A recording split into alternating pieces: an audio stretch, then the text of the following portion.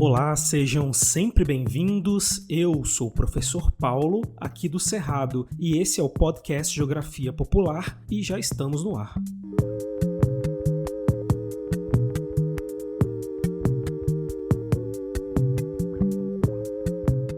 Salve ouvintes do Geografia Popular, queridas e queridos alunos, estou aqui de volta para mais uma aula com vocês. Hoje faremos uma aula do quadro Conexões, esse quadro onde a cada aula a gente estuda um país ou uma cultura do mundo. Para fazer isso, eu sempre trago para a nossa conversa um convidado ou convidada que conhece ou estuda o país que a gente vai abordar, para enriquecer as nossas análises com informações mais completas de dentro e também para evitar ao máximo preconceitos e estereótipos que geralmente temos de países estrangeiros. E o país que vamos estudar hoje é a Bolívia, oficialmente Estado Plurinacional da Bolívia.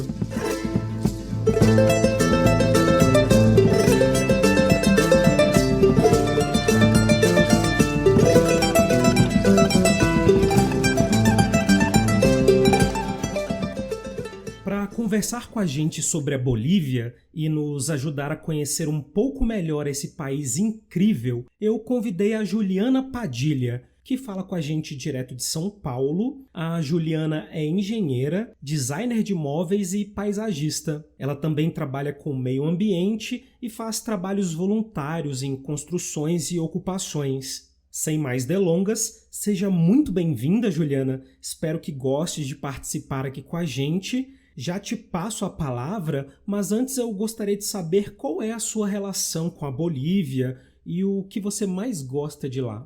Olá, muito obrigada, Paulo, pelo convite. Eu estou muito feliz de participar do Geografia Popular para divulgar a cultura andina. Eu creio que o Brasil, apesar de estar tão próximo, de ter uma fronteira tão grande com a Bolívia, a maior fronteira, ainda não consegue se conectar tanto com os países vizinhos por conta da mídia, por conta do ensino das escolas ser um pouco deficiente nesse quesito, e eu acho que a gente, divulgando um pouco da cultura andina, ajuda muito as pessoas a perceber como existem raízes indígenas também aqui no Brasil, na própria cultura, em todas essas coisas regionalistas e tal.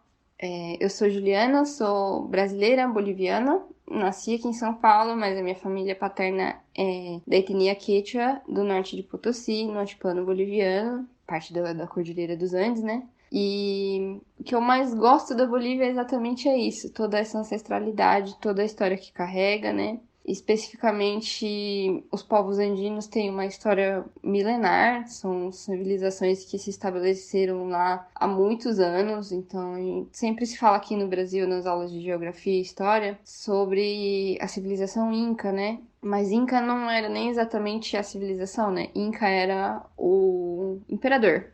E ali já teve muitas outras civilizações que foram se somando, se aglomerando e tal, formando novas sociedades. Então tem uma história muito rica em tudo, na dança, na música, nos tecidos, na arquitetura, tudo tem uma história muito milenar e uma razão de ser muito grande. E eu faço o possível para divulgar sempre isso nas minhas redes, né? Pra gente sempre tentar ver além do que a gente tá olhando, sabe?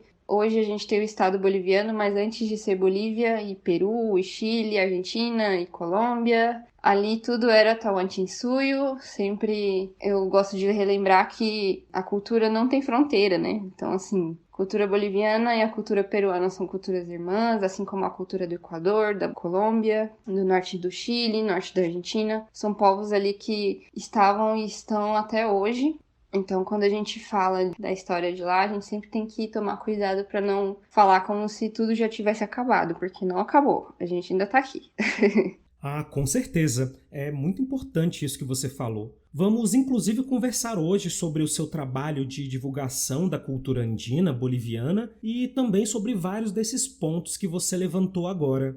Só que antes, turma, vale esclarecer que nessa aula a Juliana e eu faremos um recorte de alguns aspectos da cultura boliviana. Obviamente, seria impossível abordar todos os aspectos de uma cultura riquíssima e diversa como a da Bolívia. ainda mais em apenas uma aula, né? Mas os temas que traremos hoje nos ajudarão a conhecer um pouco melhor esse nosso país vizinho e apontará caminhos de estudos para caso vocês queiram se aprofundar mais. Dito isso, vamos começar. Juliana, a geografia é uma ciência que nos ajuda a compreender como os componentes naturais, culturais e econômicos do espaço geográfico se relacionam para formar lugares com características muito particulares, como é o caso da Bolívia. As formas, as cores, os sons, os materiais usados nas construções dos espaços de vivência, das aldeias, das cidades, dizem muito sobre a cultura de um país. E você, como engenheira e designer, estuda e cria justamente essas formas. Eu acho que as nossas ciências casam muito. Nesse sentido, eu te pergunto sobre a paisagem boliviana. O que as arquiteturas, as formas e os materiais usados nas construções lá contam sobre a Bolívia?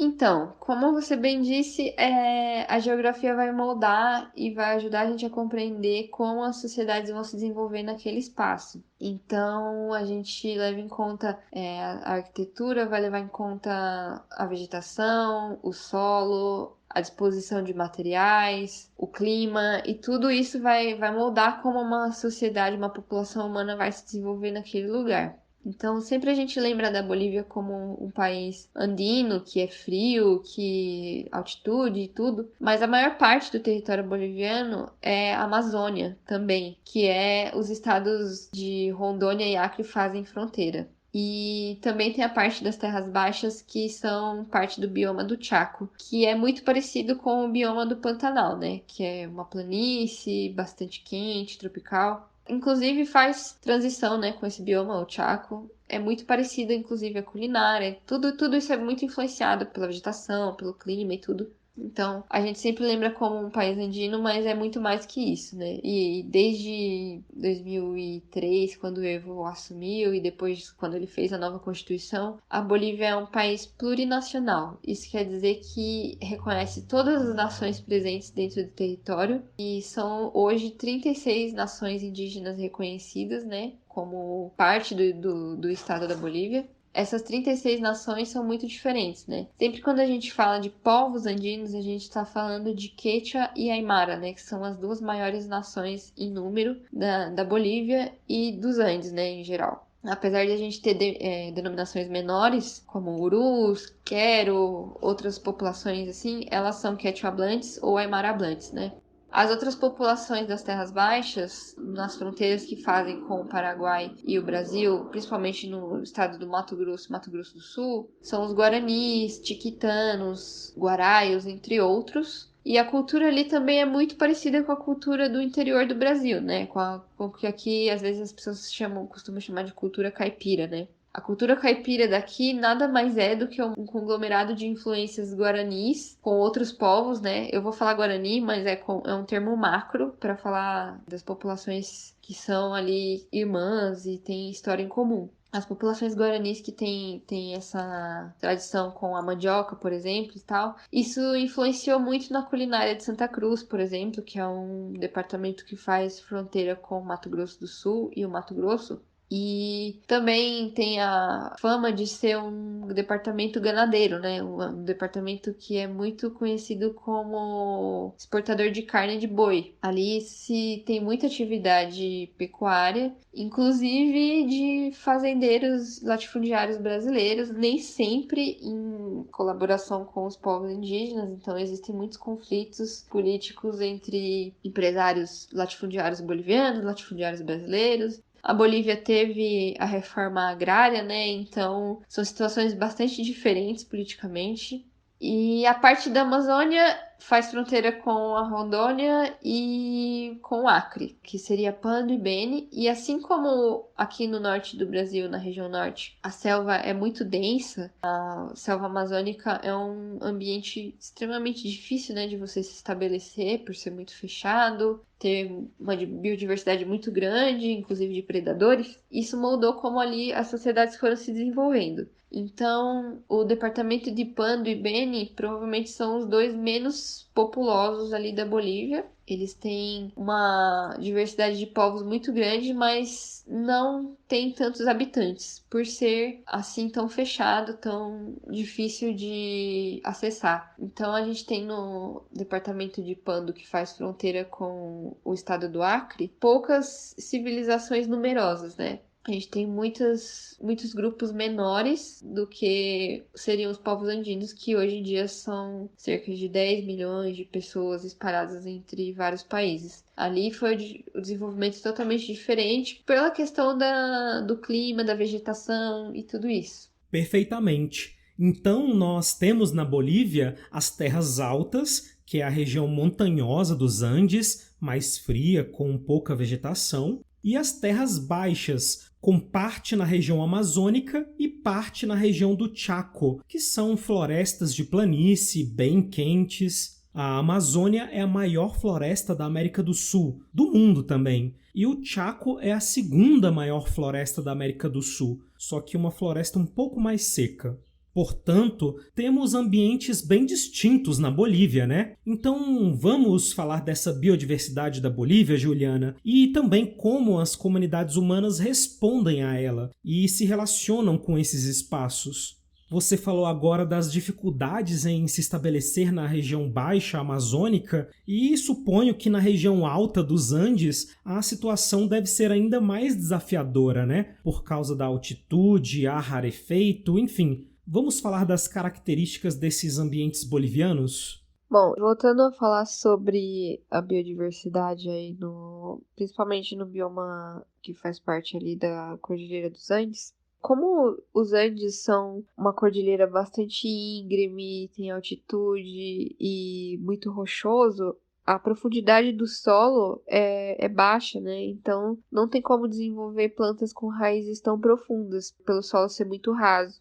Então, por isso que a vegetação ali é mais composta de gramas e arbustos ou cactos e suculentas que têm as raízes bem menores, né, em comparação com árvores de grande porte, porque ali é mais fácil se desenvolver assim. Então, toda a arquitetura daquele local foi desenvolvida levando em conta esses materiais, né, que é grama, argila e alguns arbustos fornecem um pouco de madeira maior, mas quase não há presença de maciços de árvore grande, né?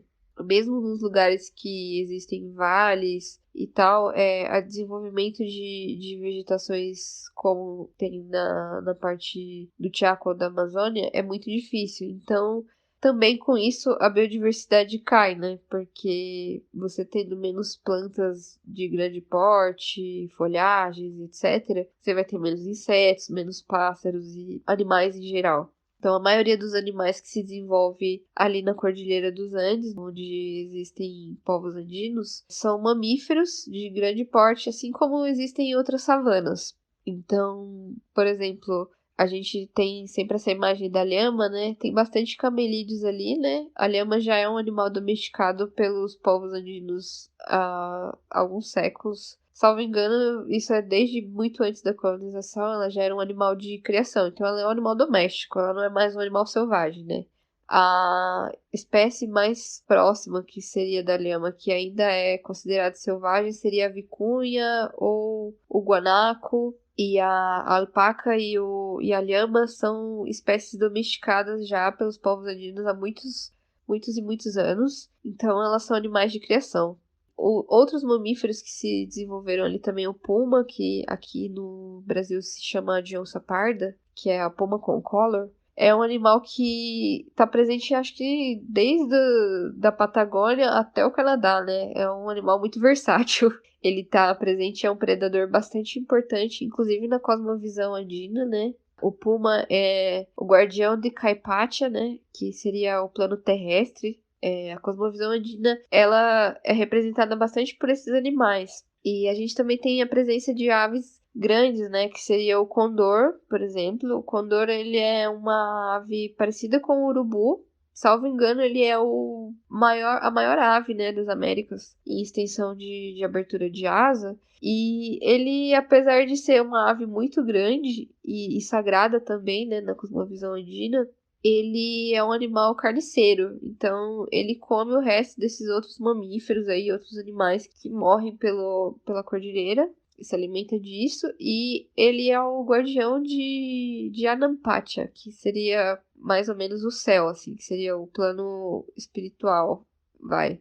Eu tô tentando traduzir sempre esses termos na coisa mais próxima possível de que tem aqui na cultura brasileira, né?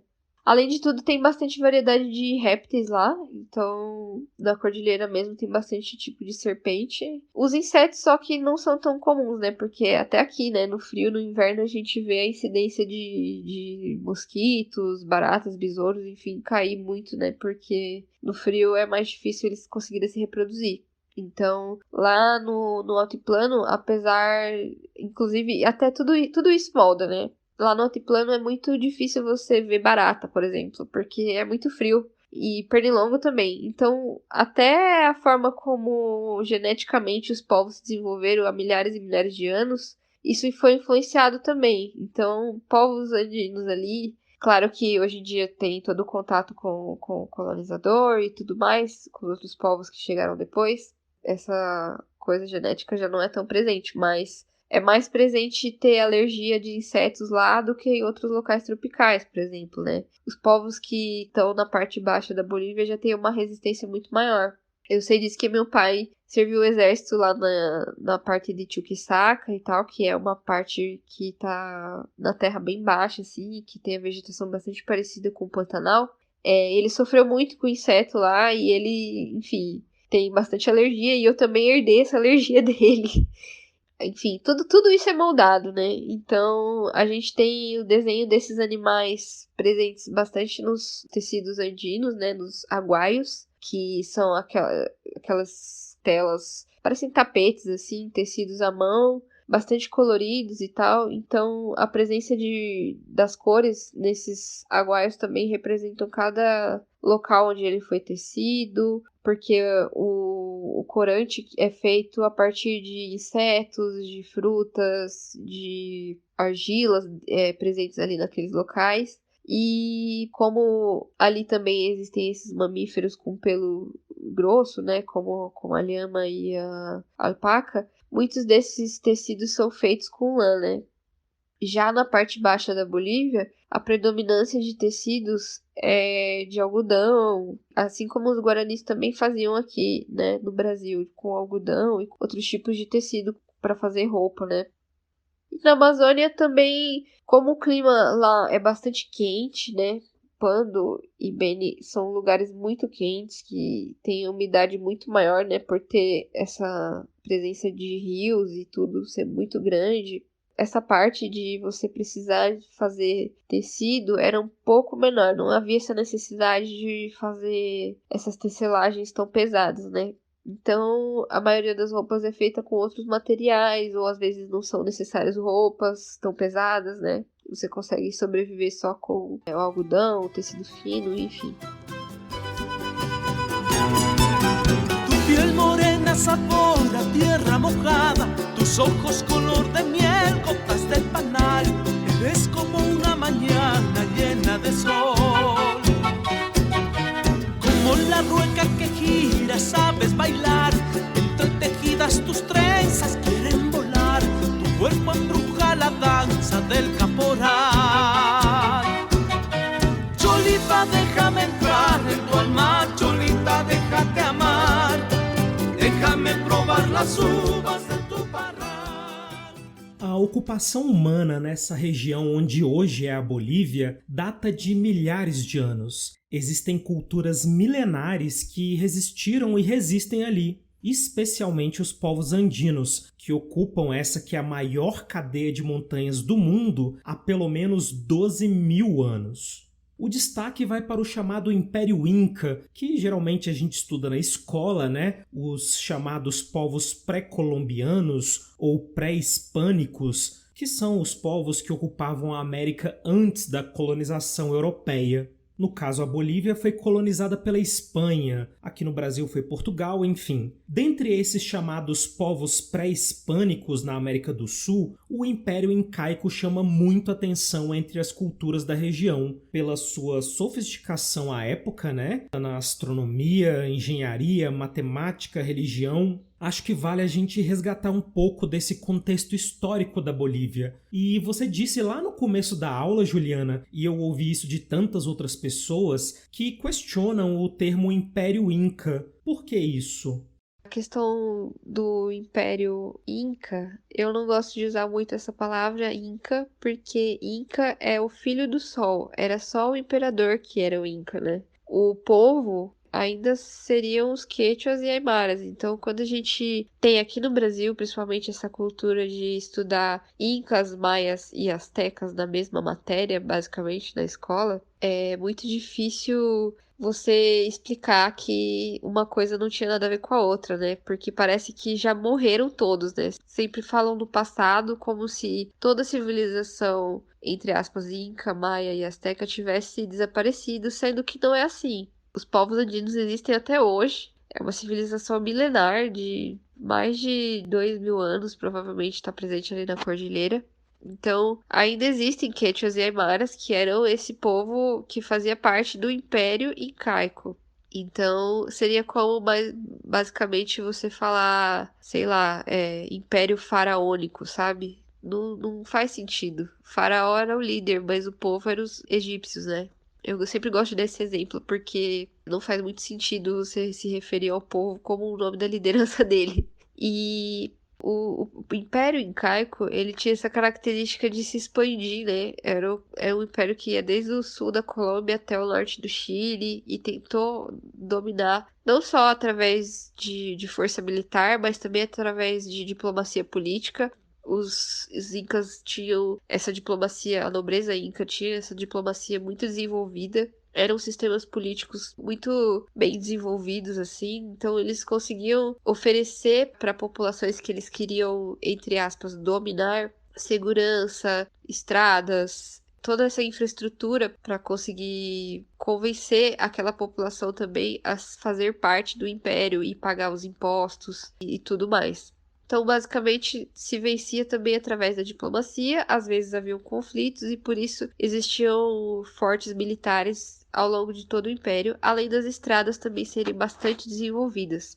O sistema de estradas do período incaico, ele é conhecido até hoje, né? É bem desenvolvido até hoje. Então, se o Inca estivesse lá em Quito, no Equador, e ele quisesse comer um peixe que só existisse na costa do Chile, em questão de alguns dias ele conseguia pedir para alguém ir buscar.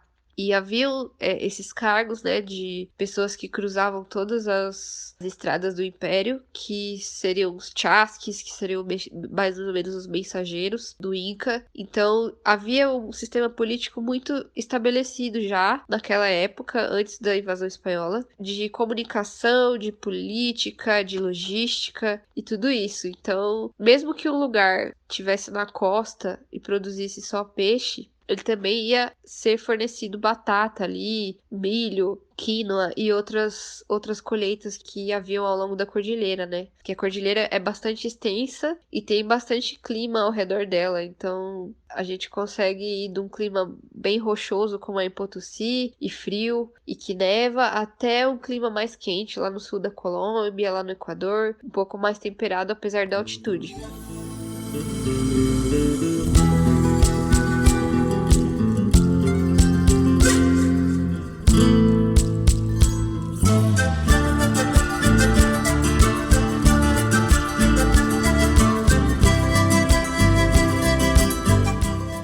Ainda nesse assunto, a arquitetura andina, sobretudo a incaica, é muito admirada no mundo inteiro pela sua originalidade e qualidade das obras feitas em um local tão hostil, pelo menos para a maioria das pessoas, no alto das montanhas e tudo. Na Bolívia, temos sítios muito bem preservados em Tiwanaku, por exemplo, dessa civilização. Circulam inclusive visões preconceituosas que questionam se foram mesmo os povos andinos que construíram tudo aquilo, porque seria avançado demais. Uma coisa muito patética de se dizer, mas a gente compreende os interesses que estão por trás disso. Vamos até falar sobre isso daqui a pouco. No entanto, eu gostaria de saber a sua opinião, Juliana, como engenheira, sobre a arquitetura dessa época, as técnicas.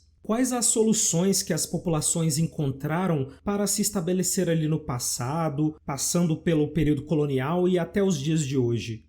Sobre essa parte arquitetônica, é bem interessante a gente analisar como os povos andinos conseguiram se estabelecer ali e as diferenças que tem na construção da casa do povo comum, né, dos trabalhadores comuns, para as construções que existem hoje em sítio arqueológico, que são mais coisas da nobreza mesmo, ou de centros religiosos, ou de centros militares. Os povos andinos têm bastante fama de ter construções de pedra e tudo, né? Por ter essa disponibilidade lá de rochas bastante presente. Mas a maioria da casa do povo trabalhador comum era feito com materiais um pouco mais simples, né? De ser produzidos, que são blocos de adobe, por exemplo.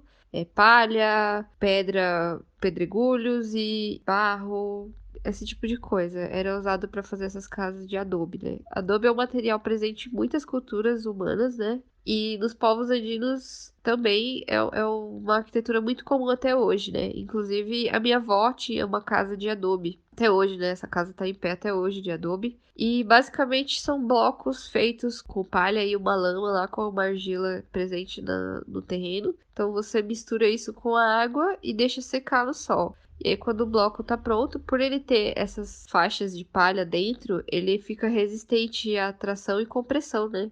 Então, você consegue fazer uma casa de até 2 andares, dependendo de como você fizer as escoras e tudo. E até hoje as casas são feitas com uma piada de rocha e essa lama e outros pedregulhos menores. E depois são feitos as paredes, o fechamento, né, vertical com esses blocos de adobe. E por fim, a gente coloca telhado com palhas costuradas, né? Com as vegetações presentes lá, que seria aquela palha totora ou ichu, que são gramíneas que crescem ali ao redor de lago ou na parte mais desértica e tal.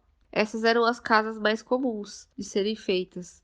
E os centros religiosos e militares, eles já eram feitos com rocha para durar muitos e muitos anos, né? Então, a gente sempre ouve falar de Machu Picchu por ter aquela construção tão elaborada e tal, mas aquilo é um centro religioso, né? Até hoje não se tem certeza se era um centro religioso ou uma universidade, mas foi uma coisa que no Império foi construída para durar por muito tempo. Então, deve ter levado centenas de meses ali para ser construído. Não é do dia para a noite, né?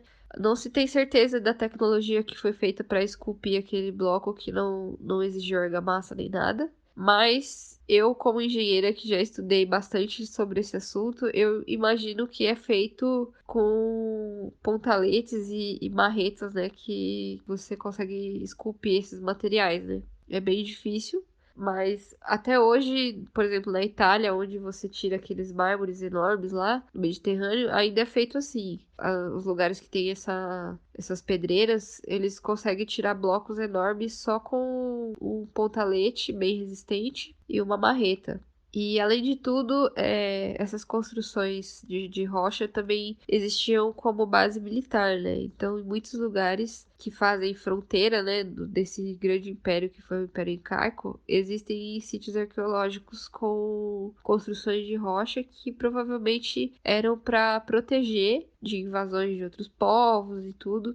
Até porque o Império Incaico, por ser tão extenso, lógico que ele tinha conflitos muito grandes com os outros povos presentes ali na cordilheira, e até mesmo os povos das Terras Baixas que tentavam invadir, tentavam guerrear, né, com a civilização incaica e tudo. E dizendo tudo isso, a gente falou sobre o terreno do lugar, o clima, a vegetação e essas coisas todas influenciarem no estabelecimento de populações ali na Cordilheira dos Andes e na Bolívia como um todo, né? Não só na Cordilheira, mas também na Amazônia e no Chaco. A cordilheira é um ambiente muito difícil de você se estabelecer, muito difícil de avançar, né, sem estradas. Então, quando os espanhóis chegaram ali, foi difícil deles conseguirem estabelecer colônias de povoamento na cordilheira. Primeiro porque já existia a população indígena lá, né, já existiam povos andinos lá. E segundo porque era muito frio, nenhum espanhol ia querer morar lá por muito tempo. Era mais a questão de morar para extrair, você conseguir estabelecer cidades para extrair, né, cidades mineradoras, né, para você conseguir extrair os materiais de lá e levar para Espanha, para Inglaterra, para para Europa, enfim, para vender. Então, na cordilheira não houve essa miscigenação, digamos assim, com os espanhóis tão presente quanto nas terras baixas. E tudo isso ao longo da história influenciou muito na política da Bolívia. A Bolívia, antes de ser Bolívia, quando era o vice-reino do Peru, que fazia parte um pouco norte do Chile e da Argentina, o território atual da Bolívia e um pedaço do território do Peru, tudo isso fazia parte de um dos vice-reinos da Espanha, né? A Espanha dividiu todos os seus territórios da América em vice-reinos. E a partir disso, ela estabeleceu ali generais e militares que comandavam, né, esses lugares, digamos assim, como governadores. E esses governadores que tinham o comando ali para extrair as coisas, para escravizar os indígenas ou trazer escravos africanos também. Também houve esse período na Bolívia, muito menor do que no Brasil, né? O Brasil, infelizmente, foi bastante sofrido nesse quesito, né? Os portugueses aqui trouxeram muita população escravizada da África e isso reflete até hoje na política daqui. Na Bolívia também houve a mesma coisa, só que a escravidão lá, como era muito difícil de uma população que não tem o pulmão bem desenvolvido e não consegue respirar na altitude, foi muito complicado dos espanhóis introduzirem pessoas escravizadas de outro continente lá, né? Os africanos não aguentavam subir a cordilheira e permanecer sem adoecer. Então, isso tudo influenciou demais. Tanto, inclusive, nas danças do carnaval. Eu tenho uma thread no Twitter sobre as tradições, as danças folclóricas do carnaval boliviano. Muitas delas são danças afro-bolivianas, né? São danças herdadas das pessoas escravizadas africanas que ficaram na Bolívia, né? Depois da colonização. E essas pessoas também trouxeram consigo suas culturas, suas danças, suas músicas, e isso foi agregado e misturado com várias coisas da cultura indígena também. E hoje a gente tem essas danças que têm contribuição indígena e africana muito forte lá. E essas danças também contam a história de como aconteceu a escravidão, de como aconteceu a mineração. A Bolívia provavelmente foi e é o país que mais tinha minas na América Espanhola, né? Potosí tem uma história bastante famosa com estanho, prata e outros metais. Acho que ouro também, mas não lembro se em Potosí especificamente tinha ouro. Mas ali foi a menina dos olhos da Espanha, né, da coroa espanhola. A coroa espanhola queria explorar até o talo aquilo ali. Então mandava não só os escravos que eram os indígenas, né, os povos andinos escravizados, também africanos. E ali houve a sincretização muito grande que se refletiu depois na dança e tudo. A Bolívia foi o último dos países, acho que, da América Espanhola a se independizar da coroa. Exatamente porque a Espanha não queria largar esse osso, né? Não queria largar essa mina aí de forma alguma. Hoje em dia, Potosí ainda exporta bastante prata, mas nem se compara com o que era antes, né? Existe até um ditado de falar que Potosí tinha prata e ouro suficiente para construir uma ponte da Bolívia até a Espanha. E hoje já não se tem mais nada, praticamente. Existem muitas cidades fantasmas lá, inclusive. O meu avô, ele era mineiro das Patinho Mines lá, que tinha no norte de Potosí, que eram minas de estanho. E essas minas de estanho transportavam através de ferrovias para ser exportadas pelo Pacífico ou para vir para o Brasil. Eles faziam toda essa extração com mão de obra indígena, né? Meu avô era indígena e ele trabalhou muito. Até hoje existem esses trabalhos um pouco escravocratas, né? Só que hoje é de uma forma mais capitalista, né? Seria com as mineradoras norueguesas que sustentam o bem-estar social na Europa. Elas patrocinam tudo isso, os chineses também. E, bom, capitalismo e essas vertentes aí um pouco erradas.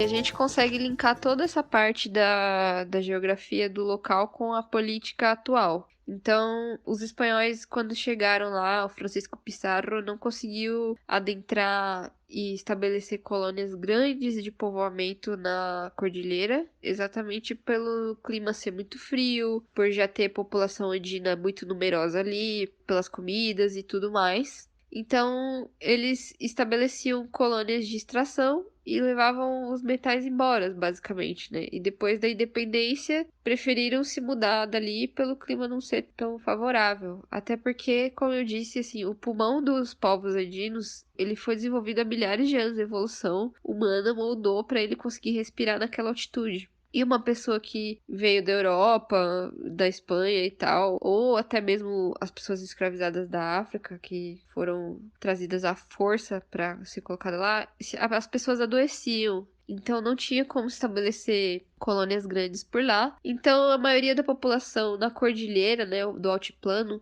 é basicamente 99,9% de origem indígena, né? Um ou outro que tem origem europeia e tal, mas assim, a grande maioria esmagadora tem origem indígena.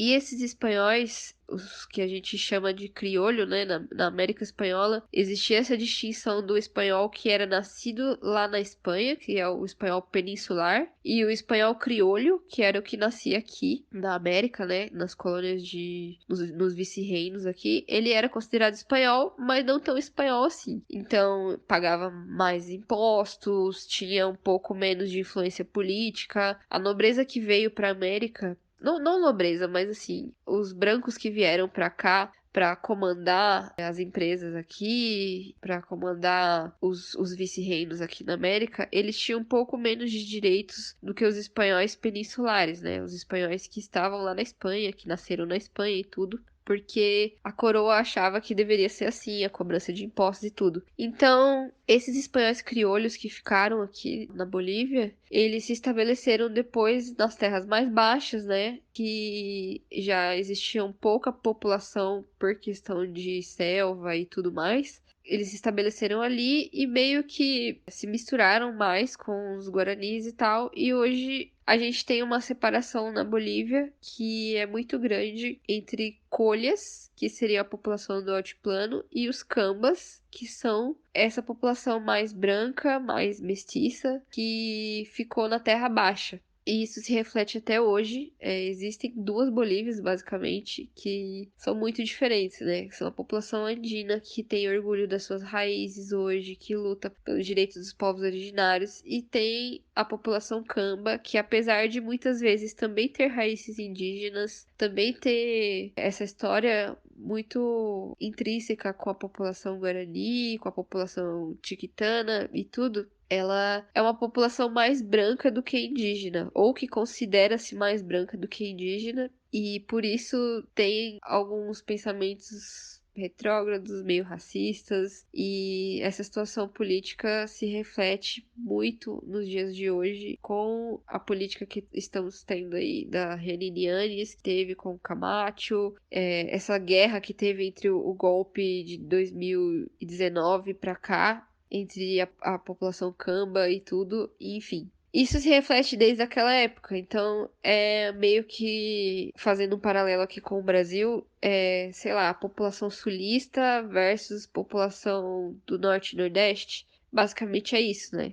Porque a população camba, apesar de ter muito mestiço, ela se considera muito branca, muito herança espanhola e tal. Tanto que existem movimentos separatistas, né, em Santa Cruz de la Sierra. E esses movimentos separatistas muitas vezes querem se juntar ao Brasil, ou separar e declarar independência, ou tem ojeriza a qualquer coisa que seja indígena. Até mesmo dos povos indígenas das terras baixas, eles têm muito preconceito. Não é óbvio que não é todos, né? Mas assim, tem esse estereótipo do camba ser um pouco menos tolerante com as culturas indígenas, com a plurinacionalidade e tudo. E em 2019, quando houve aqueles protestos contra o Evo Morales ter sido eleito de novo e que a Jeanine Áñez assumiu o poder de forma golpista, muitos militares, principalmente os de Santa Cruz de la Sierra, que são cambas, né, cortavam a huifala, que é a bandeira dos povos andinos, do uniforme.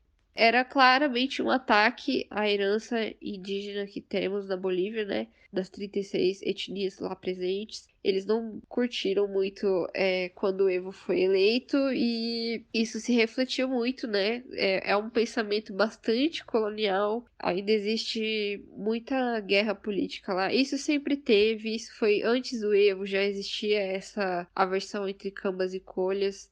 E provavelmente sempre vai existir enquanto não houver uma disseminação dessa extrema-direita aqui na América Latina. Vai existir, infelizmente. É bastante influenciado pelas igrejas evangélicas, pelos latifundiários e toda essa cultura aí de Bíblia, boi e bala. Também é muito presente na Bolívia, inclusive com muita influência de grandes mentes brasileiras aqui.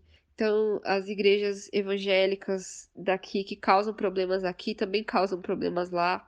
O Brasil, às vezes, se põe numa posição muito de que não é importante, de que é um país pobre, não sei o quê, mas o Brasil é o país mais rico da América Latina e é o país que mais tem empresas multinacionais influentes, igrejas multinacionais que influenciam na política dos outros países. Tanto que acho que foi em África que já teve um país que expulsou a Igreja Universal ou algo assim.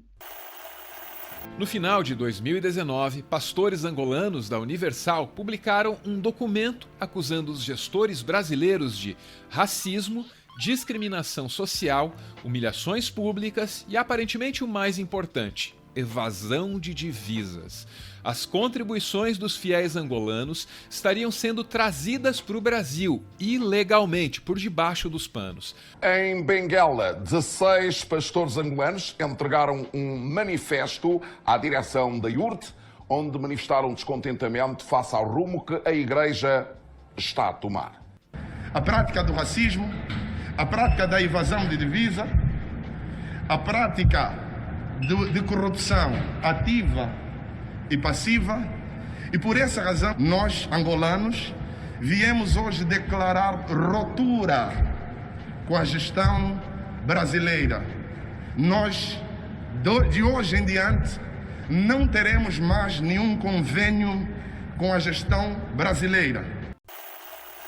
Então, enfim, existe muita influência do Brasil nesses países menores aqui do lado. Na Bolívia não é diferente. Os problemas que teve político lá, além de toda essa questão racial e religiosa e tudo mais, que é herdada da colonização, também tem muita coisa que o Brasil influenciou, com o Odebrecht fazendo obras lá e tendo corrupção, e a Lava Jato acontecendo também lá e tudo mais, ao mesmo tempo que acontecia aqui. E isso não só na Bolívia, né? No Equador também, no Peru também. Inclusive no Peru foi proibido a Odebrecht de atuar em obra pública lá, exatamente por conta dessas corrupções. E às vezes eu sinto que essas notícias não chegam aqui no Brasil. O Brasil tem um papel muito influente na América Latina, na América do Sul, nos países menores aqui, apesar de ter essa autoestima um pouco esquisita. Bom, eu falei tudo isso e não relacionei com a Bolívia, né? Então, enfim, todos os povos andinos que hoje estão presentes na Bolívia, e não só na Bolívia, né? No Brasil também, porque hoje a gente tem a maior massa de imigração de população estrangeira, são formadas pelos bolivianos aqui no Brasil. São mais de 75 mil em números oficiais, mas eu imagino que esse número pule para 400 mil entre outras cidades além de São Paulo, né? Esses imigrantes, eles são descendentes deste império, são descendentes das outras culturas, Tiwanaku, Chavin, Timu e tudo mais. E é sempre importante a gente lembrar, porque parte da colonização também é apagar a nossa história, né? Apagar toda essa história indígena que a gente tem e dizer que todos já morreram e não existem mais, sabe? Então a gente sempre tem que destacar que a população boliviana que está aqui em São Paulo, principalmente Passeia e Cochabambina, né? A minha família de Potosí é uma exceção estar aqui, mas a maioria dos imigrantes são de La Paz e de Cochabamba, e todos eles eram parte são descendentes, têm a ascendência de todo esse povo, essa civilização milenar. Então a gente carrega com a gente uma cultura muito forte, né? Não só de culinária e de arquitetura, mas também a dança, a música, tudo isso é muito presente. E aqui em São Paulo, que é uma cidade muito cosmopolita, que tem muitas culturas presentes, a cultura boliviana hoje, graças a Deus, é bastante forte, bastante influente. Eu participo de um grupo folclórico de dança, né? E eu vejo cada vez mais meus amigos brasileiros se interessando por isso, querendo ir ver, querendo conhecer. Eu gosto muito de divulgar isso para as pessoas verem a importância da cultura indígena na cultura boliviana, na cultura peruana, na cultura brasileira também. E valorizar, né, essa tradição toda que a gente tem, sem esquecer nossas raízes. Sim, o tal complexo de vira-lata do Nelson Rodrigues. Mas essa sua fala agora deixa muito claro uma ideia que você trouxe lá no início, de que o Brasil não se conecta com a Bolívia, enfim, com toda a região. Apesar de estarmos tão próximos, de termos no nosso continente uma história tão comum, dá para traçar vários paralelos, né? O passado colonial, a escravidão e as marcas que ela deixa, esse conflito entre a população do altiplano e das terras baixas que existe na Bolívia, a gente vê claramente aqui no Brasil, com outros nomes, né? Nós aqui no Brasil somos muito ensimesmados, fechados em nós. Sempre a desculpa da língua. Na América Latina fala-se principalmente o espanhol e só a gente fala português. E isso, eventualmente, seria a razão desse isolamento. Mas, até onde eu sei, não se fala português nos Estados Unidos, ou na França, ou na Inglaterra. E mesmo assim, nós nos conectamos mais facilmente com esses países. E aí eu tenho que concordar contigo na sua crítica à educação brasileira. De fato, nossos currículos educacionais ainda falham muito nisso. Nossa educação é muito eurocêntrica, em todos os níveis. A mídia, em geral, também é. Enfim, mas eu quero falar agora de um outro paralelo entre a Bolívia e o Brasil, que é esse desejo, essa sanha de apagar, silenciar, destruir, matar os traços da cultura indígena na cultura nacional. A gente já passou por esse tema muitas vezes na nossa conversa, e aqui no Brasil a gente vive um genocídio indígena, inclusive já denunciado nas cortes internacionais de justiça. Uma coisa horrorosa, invasão de terras demarcadas, contaminação dos rios, dos solos, nos seus lugares de vivência, nas aldeias, assassinatos de lideranças indígenas e por aí vai. E na Bolívia, bem, uma das grandes mensagens que você trouxe hoje pra gente, Juliana, é que esse passado andino, indígena, não morreu. Apesar das tentativas, vocês ainda estão aqui reproduzindo a cultura ancestral. Há pouco falamos aqui que na década passada a Bolívia foi refundada no governo Evo Morales como um estado plurinacional, buscando acolher a imensa diversidade étnica e cultural boliviana. Embora o Brasil também tenha uma grande diversidade de povos indígenas, a ideia de um estado plurinacional brasileiro me parece muito distante hoje, ainda mais nesses tempos de genocídio. Então a minha pergunta é sobre como foi essa transição para o Estado plurinacional boliviano e o que essa mudança refletiu para os povos indígenas lá. Como eu disse, a maior parte da população da Bolívia tem origem indígena, pelo menos que seja mestiço ou indígena propriamente. Essas pessoas, na maior parte das vezes, são colhas, né? São pessoas dos povos andinos, mas também existem um número muito grande de guaranis, tiquitanos, guaraios, população amazônica e tudo. Mas a maioria, em números assim, de números populacionais, é andina.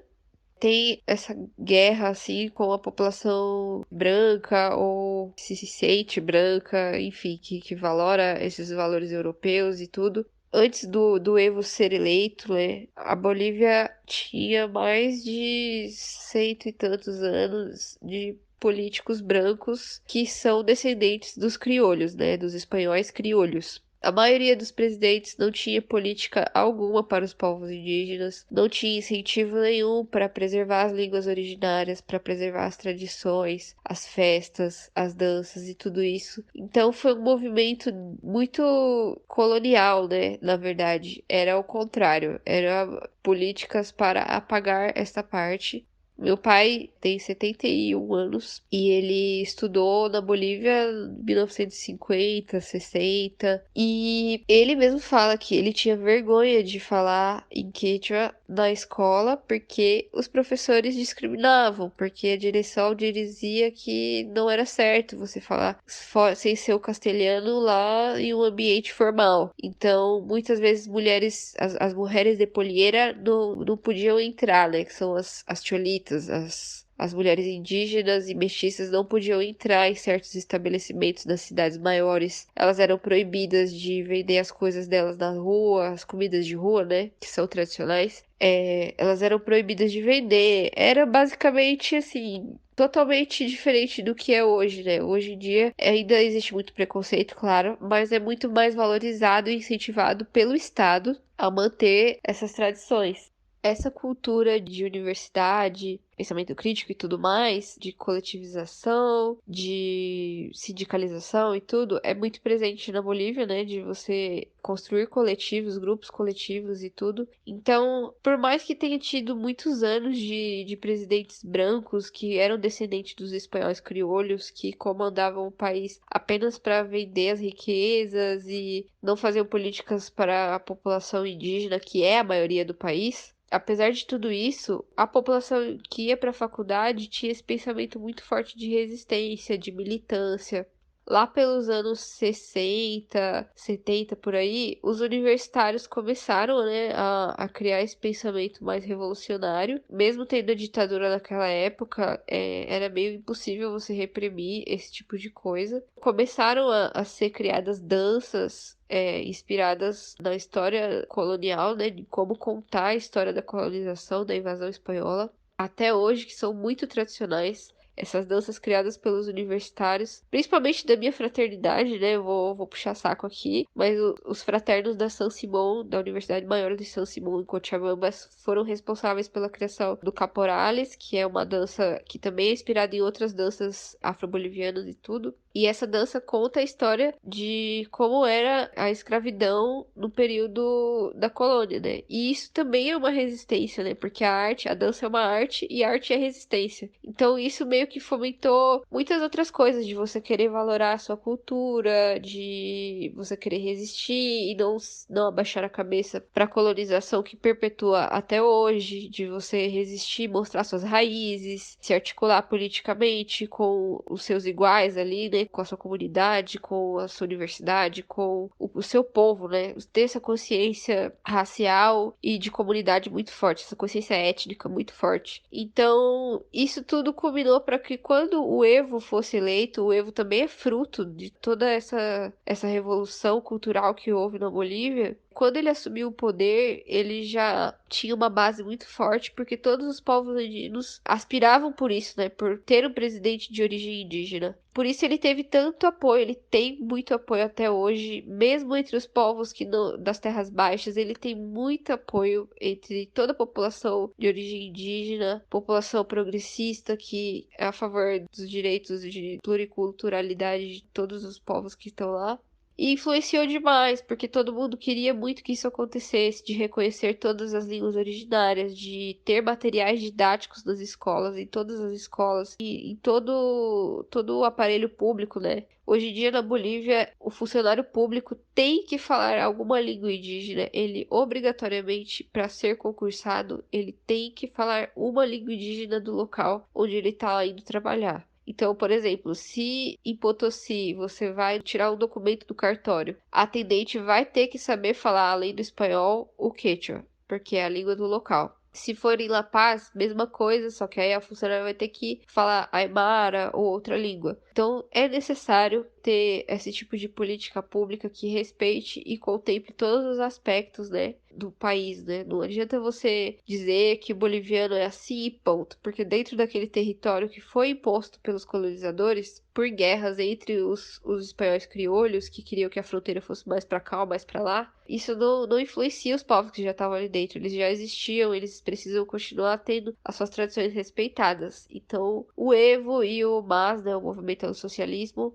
foi muito importante nesse sentido. Claro que teve todos os erros que teve de querer permanecer, algumas opiniões, né? Acho que ele quis permanecer mais no poder do que deveria, de não ter articulado tanto, podia ter aberto mão de algumas coisas e ter semeado outras lideranças para ele não ser considerado algum tipo de ditador ou algo assim, que não foi, tá? Não foi nada disso. Claro que ele teve seus erros, enfim, e existe muita influência externa, não só do Brasil, né, como dos Estados Unidos e outros países assim, que infelizmente o imperialismo é muito grande. E deu no que deu para acontecer esse golpe, mas hoje a população já mostrou que gosta desse tipo de política, porque a maioria da população é indígena e se vê representada assim, tanto que elegeu o Lúcio, né, o Luiz Arce, que é o presidente atual da Bolívia, que também tem origem indígena, que também está respeitando, né, a pluriculturalidade do estado.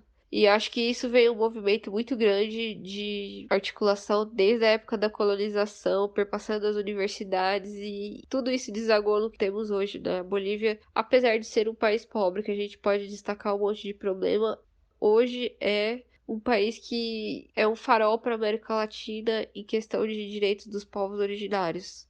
Eu acho que a gente pode destacar assim, eu acho que ainda tem muito o que melhorar, mas do que era nos tempos de quando a gente tinha presidentes brancos não se compara.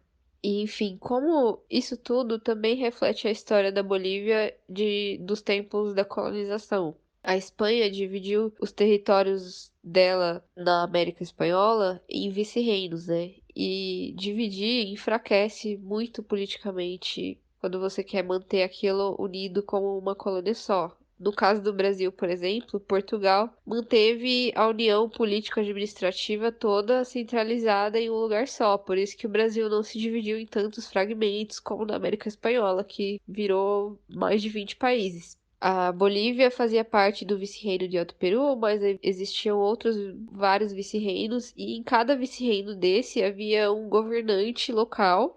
E a coroa espanhola começou a estabelecer universidades, né, desses vice-reinos. Então, as universidades também foram um fator muito importante para a divisão desses territórios em países menores depois, quando houve independência, porque fomentou o pensamento crítico, né, daquelas populações. Então, a Universidade do Peru, que é muito tradicional, tem as universidades de San Simón na Bolívia, e todas essas, elas fomentavam muito, né, o pensamento na época que estavam começando com o liberalismo lá da França, estava acontecendo várias coisas nos Estados Unidos e tal, o iluminismo, né? E tudo isso foi fomentando o pensamento de independência da Bolívia entre os espanhóis criolhos que estavam aqui e também o pensamento de libertação da população andina, né? Dos povos andinos. Tanto que a gente teve vários líderes indígenas muito influentes para a independência da Bolívia. Além do Simão Bolívar, que foi um dos libertadores da América, né?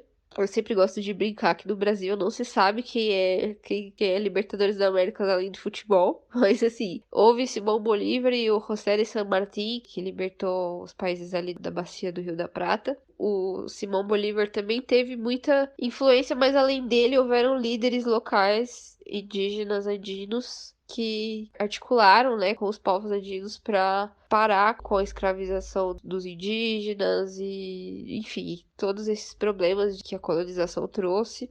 Houve resistência por parte dos povos andinos e até hoje é um povo muito politizado. Apesar de ser um país muito pobre, a Bolívia tem um índice de alfabetização altíssimo e de escolarização também, então já foi até tirado do mapa de população analfabeta. Então a Bolívia, nesse quesito, desde muito tempo, a escolarização lá é muito presente, né? Desde os tempos da colônia, essa cultura de ir às universidades é muito maior do que aqui, acho.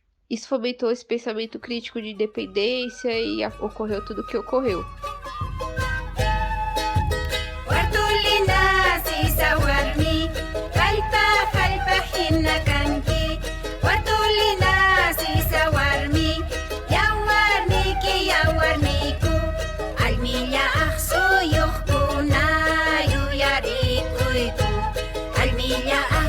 Yo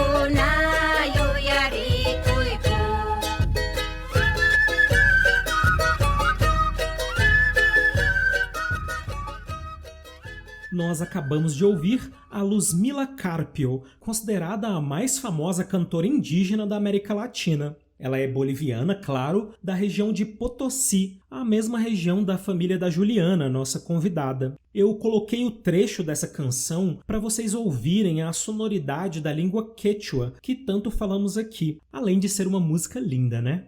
Mas, turma, vamos chegando na parte final da nossa aula. Vocês devem ter notado que, ao estudar a Bolívia, conhecemos também um pouco mais do Brasil. E espero que vocês também tenham percebido que nós temos muito que aprender com a Bolívia.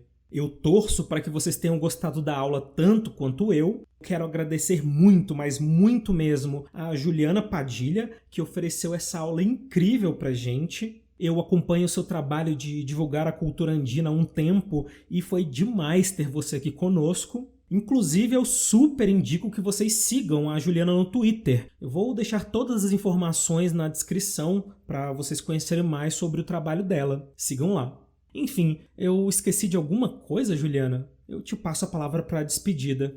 Bom, Paulo, vou me despedir então dessa aula. Eu acho que deu para compartilhar bastante coisa sobre a Bolívia e sobre os povos originários dos Andes, principalmente. E eu espero que as pessoas que possam ter esse acesso aqui em São Paulo, principalmente, às feiras, não só de comida, mas também da nossa cultura e de tudo isso, tenham vontade de comparecer nesses eventos, né? Eu deixo o convite a todos. Em todo domingo, praticamente, tem ensaio de dança de caporales, de saia, de salai, de tinku, que são danças tradicionais da Bolívia, dos povos originários de lá, principalmente os povos andinos, né? E são danças muito legais. Eu acho que é legal para as pessoas brasileiras terem noção de como é o carnaval em outros países, né? Como a gente faz os nossos ensaios também, que é bastante parecido com ensaios de escola de samba daqui. Como o caporal é um ritmo muito similar ao samba, com muita percussão, porque é um ritmo afro-boliviano. Como as relações que a gente teve durante toda a colonização impactaram. Então, quem quiser conhecer, eu faço o convite a todos para comparecerem na Praça Cantuta, né, ali no Paris. Tem também, durante agosto, no dia da independência, que é 6 de agosto, né, no dia da independência da Bolívia, a gente tem eventos também, que seria mais ou menos os desfiles de carnaval que a gente tem no Memorial da América Latina, geralmente, né? Por conta da pandemia não anda acontecendo tantos eventos, pelo distanciamento social e tudo, também pela dificuldade da gente ter a liberação dos espaços públicos, né, pela prefeitura, até porque não pode ter aglomeração. Mas os ensaios da Fraternidade San Simón já voltaram, às vezes é na Praça Cantuta, então todo domingo tem pelo menos um grupo ensaiando lá. Então quem quiser conhecer da nossa comida, das danças, das músicas, é só aparecer lá por um dia, no domingo à tarde. Ou no sábado também, tem bastante restaurante aqui em São Paulo, na Rua Coimbra, ali no Brás. E lá tem muitos restaurantes andinos,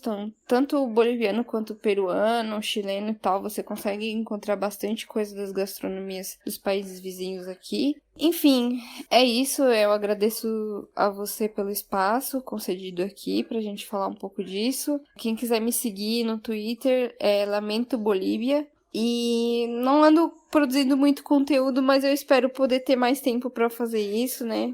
Por enquanto, eu pretendo, às vezes, soltar algumas threads, algumas pílulas sobre construção civil e alguns vídeos sobre isso, sobre a cultura indígena também, né? Eu pretendo agora fazer um conteúdo sobre caporales para ensinar um pouco da história dessa dança tão tradicional lá da Bolívia, que eu acho que tem um paralelo muito grande com o samba também. Acho que vai ser bem legal. Então, é isso. Espero que todos tenham aproveitado. Muito obrigada. Uou, ótimas dicas, já anotei tudo aqui. Novamente, muito obrigado por tudo. A Juliana comentou agora sobre o grupo de dança tradicional que ela participa, né? Da fraternidade dela, que é uma das maiores da Bolívia. Antes da aula, ela estava até me contando que o Brasil foi o primeiro país estrangeiro que recebeu um grupo folclórico de caporales. Eu particularmente não conhecia e amei o ritmo caporal. Para quem está curioso com esse ritmo, eu vou encerrar o nosso encontro com a música Caporale San Simón, do grupo Tila Ratum, para vocês conhecerem. Me despeço de vocês e nos vemos na próxima aula. Tchau! Caporale San Simón, Caporale San Simón, fuerza, orgullo y tradición, que viva nuestro folclore. El bailar con devoción, mostrando tu gran pasión, es querer a tu país, nunca olvides tu raíz. Se va, se va el dolor, se van mis penas, bailando con San Simón. Se va, se va. Se ve el dolor, se van mis penas. Bailando con San Simón, bailando con San Simón, bailando con San Simón.